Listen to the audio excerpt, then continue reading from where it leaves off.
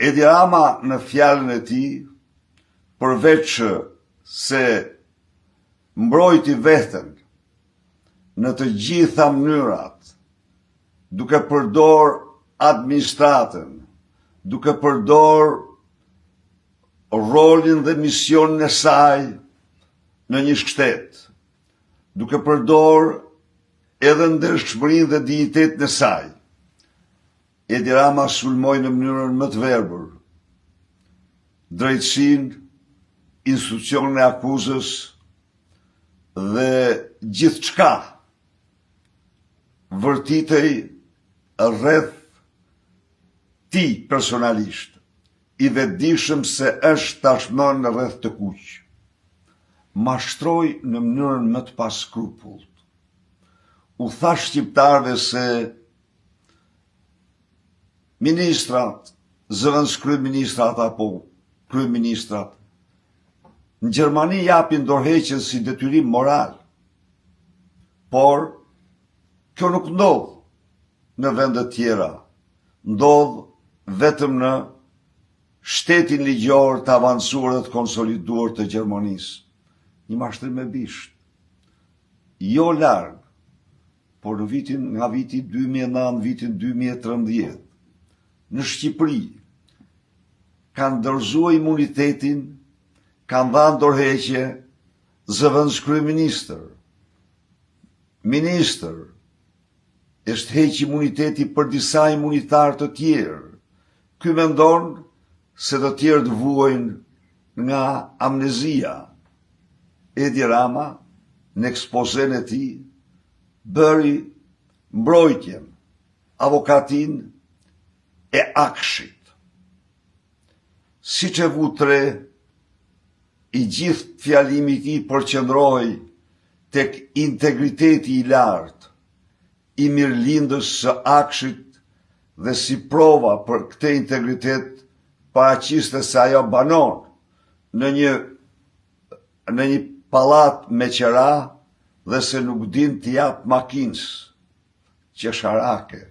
Në fakt, Linda nuk është gjë tjetër vetëm prestanome e lindës tjetër e gjysmës më të mirë të Edi Ramës. Edi Rama e ka shumë të qartë se kopshti privat kishte një kopshtar dhe ky është Edi Rama. E ka shumë të qartë se në dosjet e prokurorisë, kopshtarja private e këtij kopshti është Linda Rama.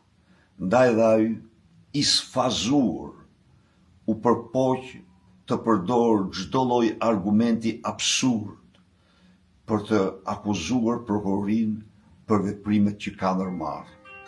Por Edi Ramën, antikorrupsioni, kur çelohet ai dhe rrethi i tij është më i rrezikshëm se vetë korrupsioni. Për Edi Ramën, integrimi europian nuk mund, për shkak të integrimit europian, lufta kundër korrupsionit është një herezi, po jo një kusht vendimtar për këtë proces. Për Edi Ramën, reforma në drejtësi duhet të psojë ndryshime të thella, të shumanshme, në mënyrë që t'i përshtatet kontrollit të tij mbi këtë reformë. Të dashur miq, sot në të njëjtën kohë kur ai fliste në Parlamentin Evropian, parlamentarë të nderuar kishin një seancë debati për Shqipërinë, në të cilin u deklaruar se krimi dhe korrupsioni në Shqipëri ka kapur nivelet më të larta të pushtetit. Dhe për secilin prej jush, është e qartë se nivelet më të larta të pushtetit janë Edi Rama, Belinda Balluku dhe kukulla e tyre në presidencë Harambegaj.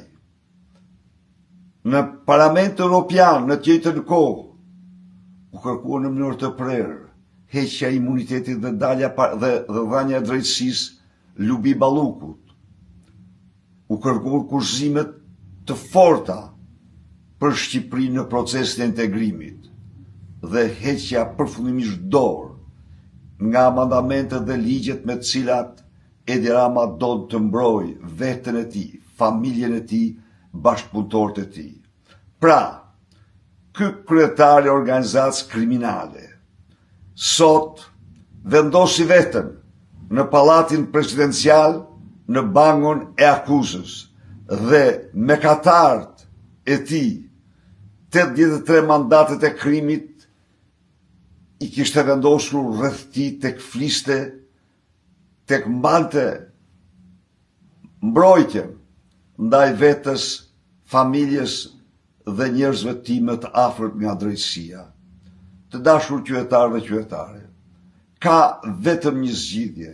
Zgjidhja jeni ju, është guximi juaj, është vendosmëria juaj, është trimëria juaj në një mision historik për të shpëtuar Shqipërinë nga kjo organizatë kriminale që po e rënon atë çdo ditë më shumë. E shtuna, në ora 6, është dita juaj, është dita e qytetarëve të Tiranës dhe të mbarë Shqipërisë, dita e goditjes më të rëndë të narkoregjimit dhe kreut të tij Edi Rama.